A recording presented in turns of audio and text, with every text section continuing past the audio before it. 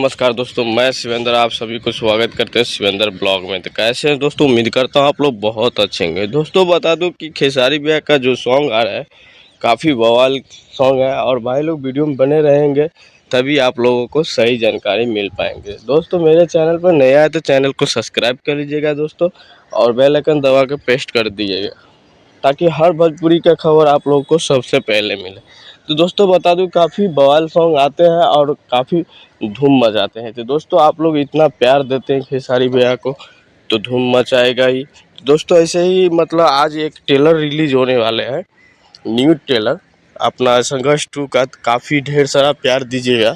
तो दोस्तों बता दूं खेसारी भैया जब भी कुछ करते हैं ना तो काफ़ी सोच समझ के करते हैं। तो दोस्तों वो आप लोग ऐसे ही प्यार दीजिएगा और न्यू ट्रेलर को तो और ढेर सारा प्यार दीजिएगा। चलते हैं अगले वीडियो में।